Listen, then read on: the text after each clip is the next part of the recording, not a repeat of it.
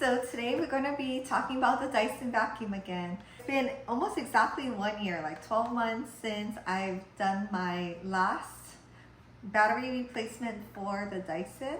And this is the Dyson 7-volt Animal. So now the issue that I have, I think, is probably the battery also. So when I plug it in, I get a blue light and then some blinking amber lights. And it just won't turn on. I also checked all the filters. It does look dirty. To be honest, I don't maintain this one very well. We use it every single day. The kids like vacuum food, and it's just, I vacuum the whole like house with this also. It's really well used. So I'm not surprised that the battery only lasted 1 year. This is like a generic battery. This is not the Dyson replacement battery, which I think is like over $100. This is just like the one you buy on eBay. You can also find it on Amazon. And I think I bought this one on eBay. It was about $30, maybe a little bit less. So to be honest, spending $20 to $30 a year to replace battery instead of buying a whole new one and having that one last like a couple years is a good deal to me. So I went ahead and ordered this battery. I got this one on eBay because I live in Hawaii. I have a hard time getting lithium-ion batteries sent, over to us. But you can find it on Amazon too. How you pronounce that? But it's just replacement battery.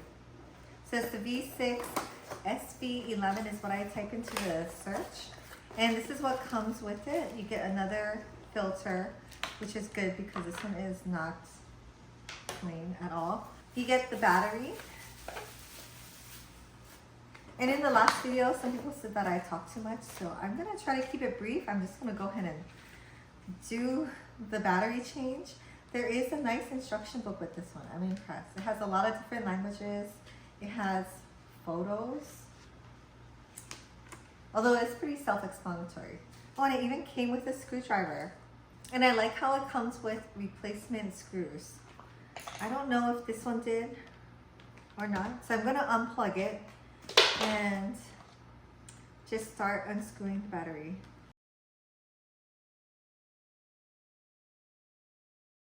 So make sure you keep it somewhere safe. So you do have to open it. Sorry, mine is super dirty. Like I said, we don't clean this. We just use it. But the screws are underneath here.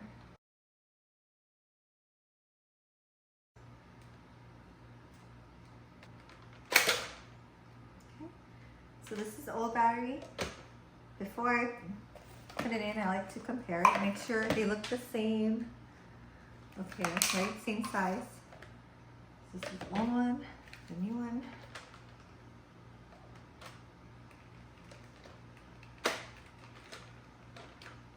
I'll use my old screws just because they do look comparable, but I bet these are cheaply made versus the one that comes with the vacuum.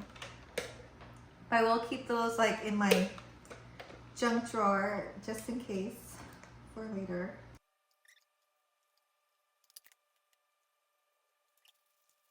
Put in a nice clean filter. And it works again. Yay! So the blue light is on. It also works with the charger.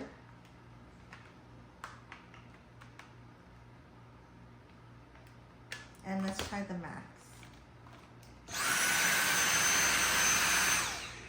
So yay, quick fix. It kind of died out like suddenly. I didn't have any clue that it was like starting to die. It was working really well up until the end. So do I still recommend buying the replacement batteries off of eBay or Amazon?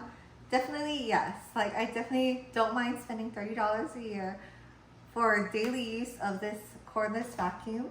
And I think it is just daily use. I do have this one also. This is the older model.